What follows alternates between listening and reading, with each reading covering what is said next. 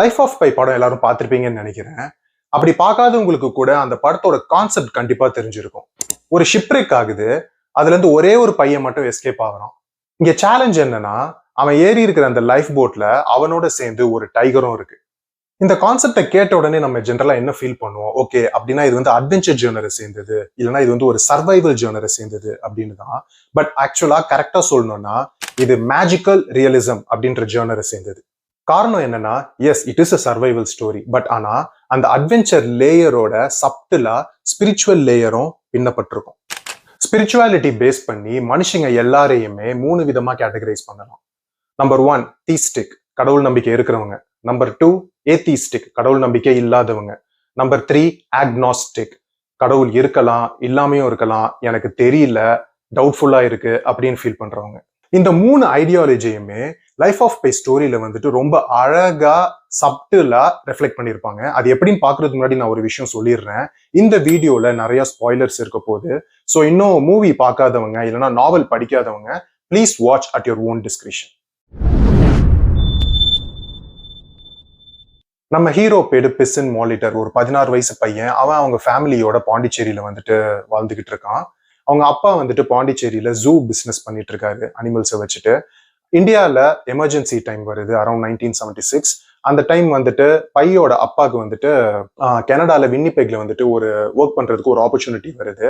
Okay, நம்ம அதை use பண்ணிடலாம் அப்படின்னு அவர் டிசைட் பண்றாரு. ஸோ ஃபேமிலியோட இந்தியால இருந்து கனடாக்கு ஷிஃப்ட் ஆயிடலாம் அப்படின்னு அவர் முடிவு பண்றாரு. ஸோ போறதுக்கு முன்னாடி இந்த ஜூல இருக்கிற அனிமல்ஸ் எல்லாத்தையுமே நம்ம வித்துடலாம் அப்படின்னு சொல்லிட்டு சேல் பண்ண பாக்குறாரு.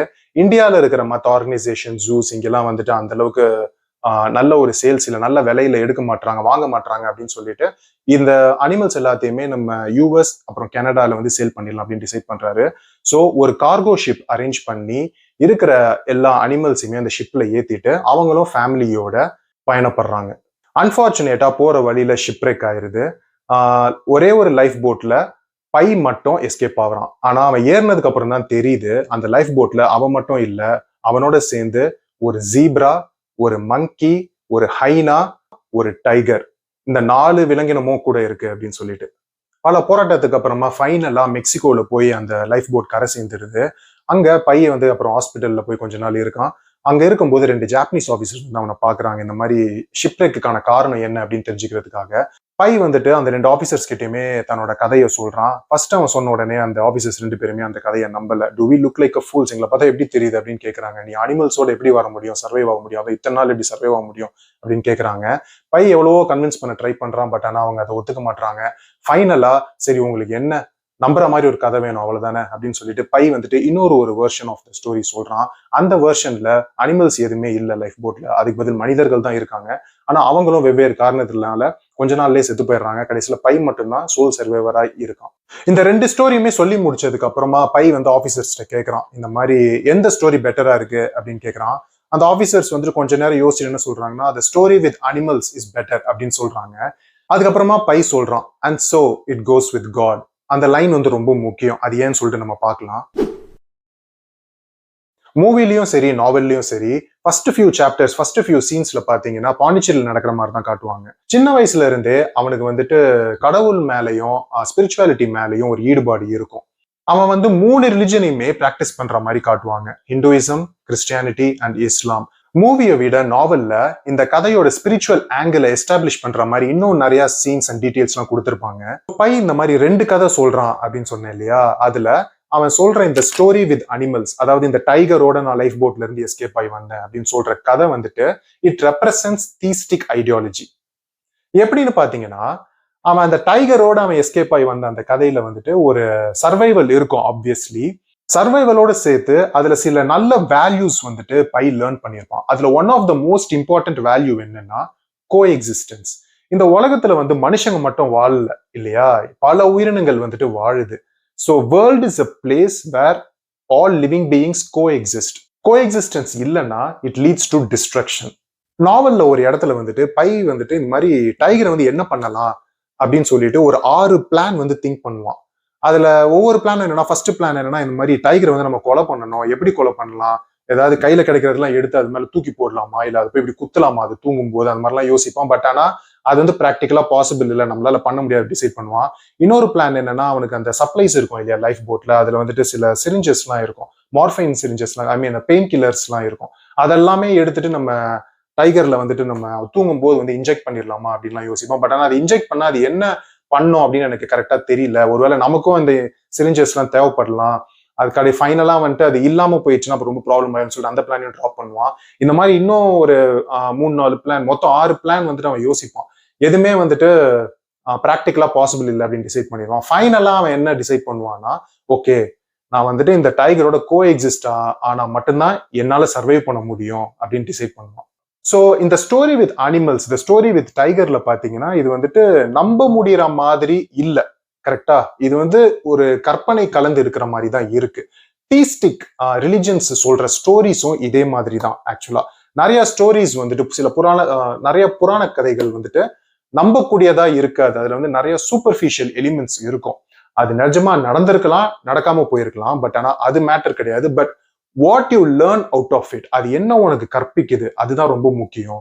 லைஃப்ல வந்துட்டு சில இமேஜினேஷன்ஸ், சில ஆர்ட்ஸ், இது எல்லாமே ரொம்ப முக்கியம். இது ரெண்டுமே இல்லைன்னு வச்சுக்கோங்களேன், வாழ்றது வந்துட்டு அதுல வந்துட்டு ரொம்ப ராவா இருக்கும். வெறும் சாப்பிட்டுட்டு தூங்கிட்டு வாழ்ந்துட முடியும் மனுஷனால, ஓகேவா? ஆனா ஏன் வந்து அவனுக்கு இமேஜினேஷன் தேவைப்படுது, ஏன் வந்து அவனுக்கு வந்து ஆர்ட் தேவைப்படுது? வேரியஸ் ஆர்ட் ஃபார்ம்ஸ் இருக்கு, சிங்கிங், டான்சிங், டிராமா, இயல், இசை, நாடகம், இந்த மாதிரி சொல்லிட்டே போலாம். But so why it requires, அது இல்லாம வாழ்ந்துட முடியல, பட் ஒய் இட் ரெக்வயர்ஸ் அப்படின்னா, it makes life not only beautiful but also meaningful.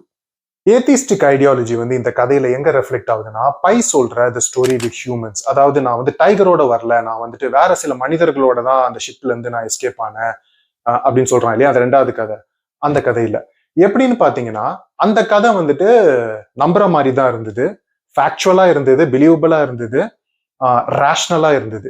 But ஆனா அந்த கதையில வந்துட்டு எந்த ஒரு வேல்யூமே இல்ல, எந்த ஒரு மீனிங்குமே இல்ல. அது வந்து ரொம்ப ராவா இருந்தது.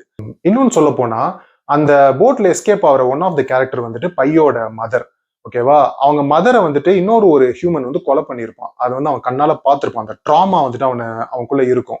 அதுக்கப்புறம் அவன் வந்துட்டு இன்னொரு ஒரு ஹியூமனை வந்துட்டு கொலை பண்ணுவான். So is also a murderer in that. So அவனுக்குள்ள இருக்கிற அந்த கேனிபலிஸ்டிக் பிஹேவியர் வந்துட்டு வெளிப்பட்டிருக்கும். நீங்க இந்த ஸ்டோரி வித் டைகர்ல பாத்தீங்கன்னா, ஆக்சுவலா அவனுக்குள்ள இருக்கிற அந்த கேனிபலிஸ்டிக் பிஹேவியருக்கு வந்துட்டு தனியா டைகர் அப்படின்னு சொல்லிட்டு ஒரு வடிவம் கொடுத்துருப்பான். ஸோ டைகர் தான் அந்த இன்னொரு ஒரு பர்சனை கொலை பண்ணுச்சு அப்படிங்கிற மாதிரி காமிச்சிருப்பான். ஸோ இதுல வந்துட்டு என்ன ரெஃப்ளெக்ட் பண்ண விரும்புறான்னா, நான் நல்லவன் தான் பேசிக்கா, பட் ஆனா அந்த கட்டாயத்தின் காரணத்தினால அந்த வேற வழி இல்லாம என்னோட கேனிபலிஸ்டிக் பிஹேவியர் வந்துட்டு வெளியில கொண்டு வர வேண்டியிருக்கு.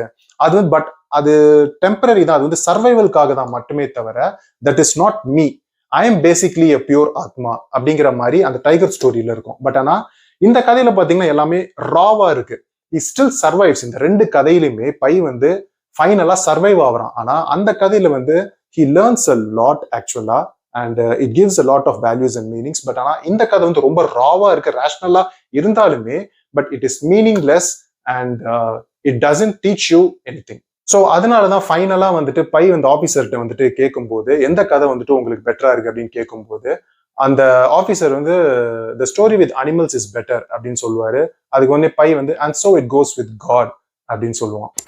அக்னாஸ்டிக் ஐடியாலஜி இந்த கதையில எங்க ரெஃப்ளெக்ட் ஆகுதுன்னா, மெக்சிகோல கரை தட்டுறதுக்கு முன்னாடி பசிபிக் ஓஷன் நடுவுல ஒரு கார்னிவோரஸ் ஐலாண்டுல வந்துட்டு லைஃப் போட் வந்து கரை தட்டும்.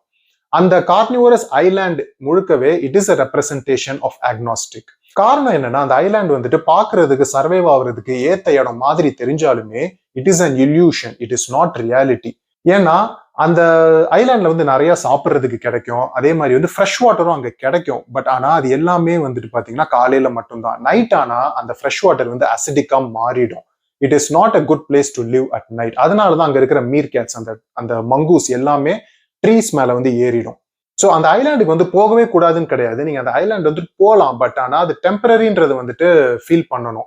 ஸோ அதனாலதான் பை வந்துட்டு அந்த ஐலாண்ட்ல இருந்துட்டு இமீடியட்டா கிளம்புறான். ஆனா கிளம்புறதுக்கு முன்னாடி அவன் நல்லா நரிஷ் பண்ணிக்கிறான், நிறைய சாப்பிட்டுக்கிறான், நிறைய சாப்பாடு பொருள்களையும் ஏத்திடுறான் லைஃப் போட்ல. பிளஸ் அவன் ஃப்ரெஷ் வாட்டரையும் நல்லா கேன்ஸ்ல எல்லாம் ஃபில் பண்ணி ஏத்திப்பான். அதே மாதிரி ஏத்திசம்லயோ உங்களுக்கு டவுட் இருந்ததுன்னா you can stay at that island and you can nourish your self. நீங்க நிறைய கேள்வி கேட்கலாம், நிறைய ரிசர்ச்லாம் பண்ணலாம். But at one point of the time நீங்க வந்து ஏதோ ஒரு டிசிஷன் எடுக்கணும். நீங்க அந்த அந்த இன்டர்மீடியட் ஸ்டேட்ல வந்து நீங்க ஸ்டக்அப் ஆகக்கூடாது. அப்படியே பை இந்த ஐலாண்ட்ல சர்வைவ் ஆயிருந்தாலோ இல்ல நீங்கள் டிசிஷன் எடுக்காம நீங்க இந்த ஆக்னாஸ்டிக் ஸ்டேட்ல வந்துட்டு ஸ்டக்அப் ஆனாலுமே கடைசியில அது ரெண்டும் உங்களை விழுங்காம விடாது. சோ இந்த கதை மூலமா பையன்ற கேரக்டர் மூலமா ஆத்தர் வந்து என்ன சொல்ல வராருன்னா, theism is better than atheism and agnosticism. இந்த கதையோட ஸ்பிரிச்சுவல் ஆங்கிள் எல்லாம் நீங்க எக்ஸ்ப்ளோர் பண்ணணும்னா நீங்க வந்து மூவி மட்டும் பார்த்தா பத்தாது. ஏன்னா மூவில ரொம்ப ரொம்ப ரொம்ப சப்டிலா தான் இதெல்லாம் சொல்லியிருப்பாங்க. நீங்க வந்து நாவலை வந்து கண்டிப்பா படிக்கணும். உங்களுக்கு வந்து நிறைய நியூ ஐடியாஸ் கிடைக்கும். ஓகே, இப்படியும் திங்க் பண்ணலாமா அப்படின்னு புது வகையில உங்களை திங்க் பண்ண தூண்டும். Okay guys, we have come to the end of the video. I'll see you in another video soon. Until then, peace.